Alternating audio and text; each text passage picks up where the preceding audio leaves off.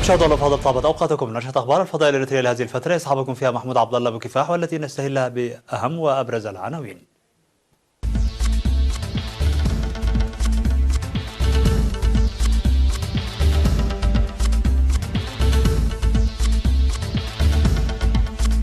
تقديم دعم عيني للاسر المتضرره بالسيول في منطقه بيرمي.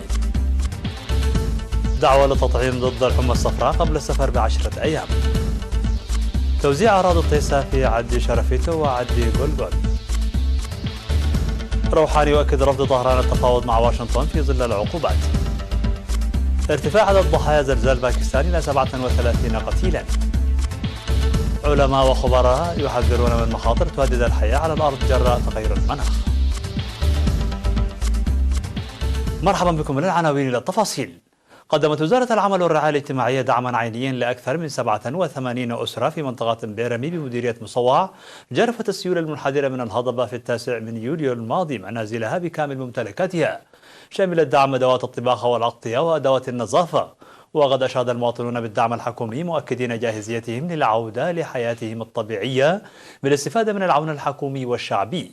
كما دعا السكان لنقل البلدة إلى مكان آمن للحيلولة دون وقوع مثل هذه الحادثة في المستقبل.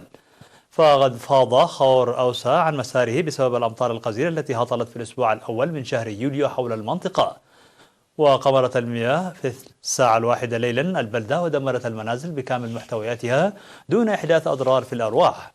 هذا وقد شيد حاجزا بطول 800 متر لتغيير وجهة الخور ومنع حدوث أضرار مماثلة.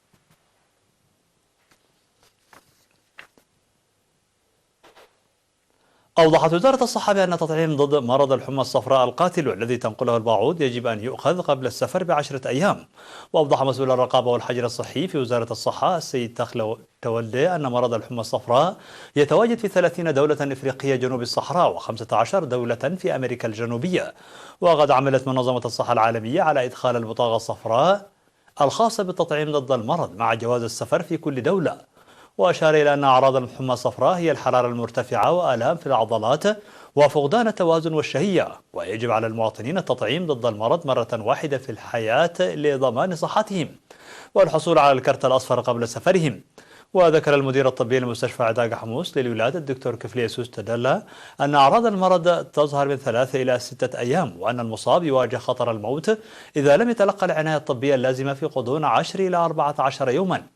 وأفادت عضوات مركز التطعيم في مستشفى عداقة حموس إلى تقديم النصح والإرشاد إلى جانب تقديم التطعيم ضد الحمى الصفراء والسحائي، وعلى المسافرين الاهتمام بالحصول على الكرت الأصفر بعد التطعيم. هذا وتجرى عمليات المراقبة الجادة للمرض في 4 نقاط بالبلاد، وهي مطار أسمر الدولي وميناء عصب ومصوع وبوابة 14 الحدودية. وزعت أراضي الطيسة ل300 مواطن في عدي شرفيتو وعدي جولوجول بمديرية دباروا.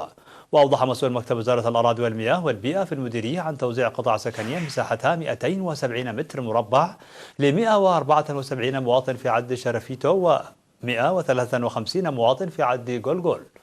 ودعا المسؤول الإداري لمديرية دباروا السيد تخلى مريم جبر إيسوس المواطنين لتوظيف الأراضي المقدمة في الأغراض المخصصة لها تنفيذا لتعليمات وزارة الأراضي والمياه والبيئة. هذا وسيتم توزيع أراضي الطيسة في القرى الأخرى بمديرية دباروا لاحقا. دعا سكان مديرية فرع الجهات المعنية لبناء مدرسة داخلية من أجل إنجاح الجهود الجارية لحل مشكلة تدني المشاركة في العملية التعليمية. جاء ذلك لدى لقاء حاكم إقليم شمال البحر الأحمر العميد تخلى اللبسو. وأوضح الأعيان وأعضاء المجلس في اللقاء أن الطلاب يعودون بعد الصف الخامس إلى حياة الرعي، مناشدين إدارة الإقليم لبناء مدرسة داخلية تمكن الطلاب من مواصلة التعليم. وأشار السكان إلى حصولهم على الخدمات الكهربائية بفضل تركيب مولدين للطاقة الكهربائية، مطالبين بضرورة الإسراع بتخطيط البلدة لتحقيق تطور أفضل والاهتمام بإيجاد حل دائم لمشكلة مياه الشرب والحصول على الدعم الآلي لمكافحة ظاهرة انجراف التربة.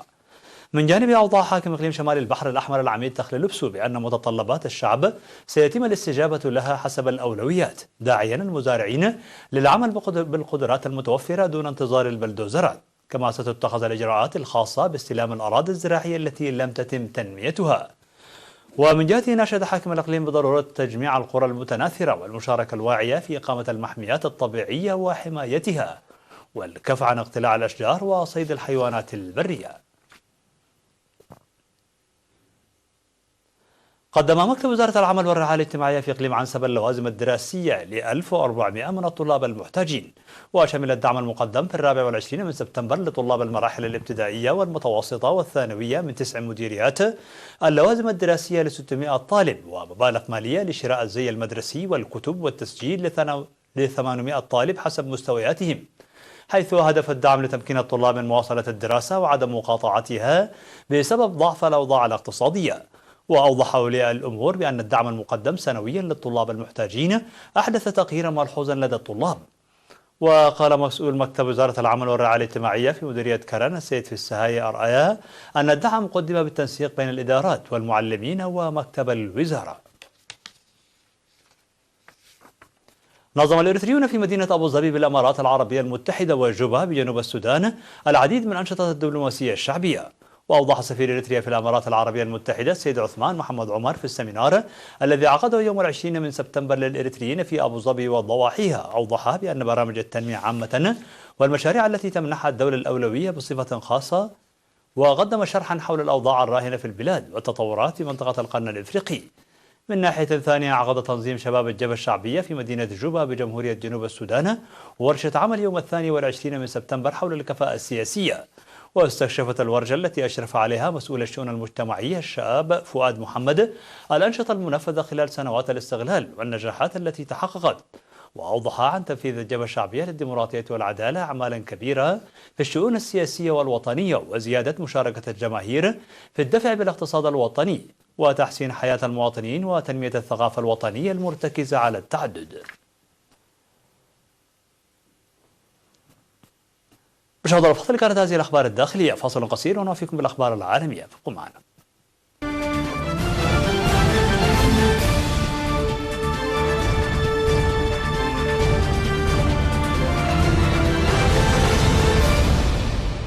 مرحبا بكم. على الصعيد العالمي، أعلن الرئيس الإيراني حسن روحاني الأربعاء أمام جلسة الجمعية العامة للأمم المتحدة رفض بلاده إجراء أي مفاوضات مع الولايات المتحدة الأمريكية في ظل العقوبات المفروضة على إيران. وفيما يسعى القادة الأوروبيون إلى ترتيب لقاء بين الرئيسين الأمريكي والإيراني بهدف خفض التوترات بين البلدين، رفض روحاني ما وصفه بأنه فرصة لالتقاط الصور لترامب المتعطش للإعلام، وشكك في صدق رغبة الولايات المتحدة في التفاوض، مؤشرا إلى أن المسؤولين في إدارة ترامب يتفاخرون بالضرر الذي ألحقته العقوبات الأمريكية بإيران. كما طالب روحاني السعودية بإنهاء حربها في اليمن، خصوصا بعد الهجوم على المنشآت النفطية بالمملكة والتي ألقت واشنطن مسؤوليته على إيران. قال مسؤولون أن عدد ضحايا الزلزال الذي هز باكستان ارتفع إلى 37 قتيلا، في حين واصلت فرق الإنقاذ عملها. فقد سوى الزلزال العديد من المنازل بالأرض ودمر متاجر وأحدث تشققات كبيرة في الشوارع في منطقة بين بلدتي جيلون وميربور في الشمال، حيث يقع جزء منها في الشطر الذي تسيطر عليه باكستان من كشمير. وقال محمد طيب رئيس الإدارة المحلية في ميربور أن عدد القتلى بلغ 37 قتيلا بينهم نساء وأطفال. وقالت الهيئة الوطنية لإدارة الكوارث أن كل القتلى تقريبا من الشطر الباكستاني من كشمير، وأن أكثر من 450 شخصا أصيبوا بجروح.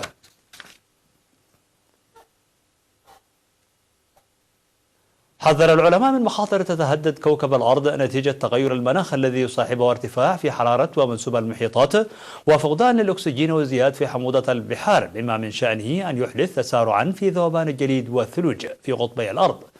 ووفق الدراسة فإن استمرار انبعاثات الكربون بالمعدلات المتصاعدة التي يشهدها العالم حاليا سيتبعها اختلال في موازين النظم الجيوفيزيائية التي تحكم المحيطات والمناطق المتجمدة على كوكب الأرض.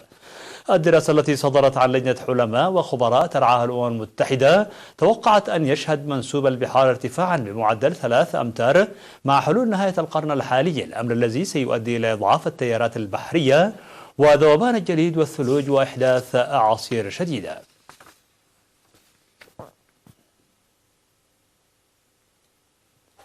افتتح الرئيس الصيني شي جين بينغ المطار الجديد في بكين، ويتوقع أن يصبح المطار المجهز بتصاميم حديثة أحد أكثر المطارات ازدحاما في العالم.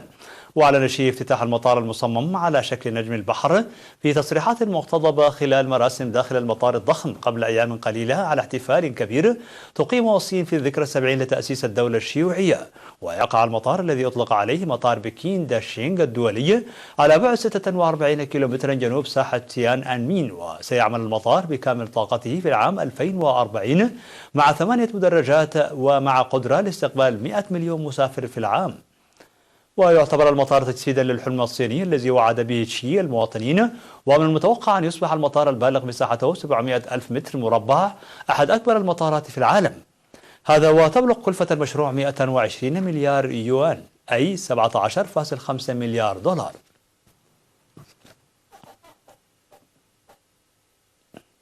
مشاهدينا الأفاضل، بهذا نكون قد وصلنا بكم إلى نهاية النشرة. شكرا على حسن المتابعة، دمتم بألف خير.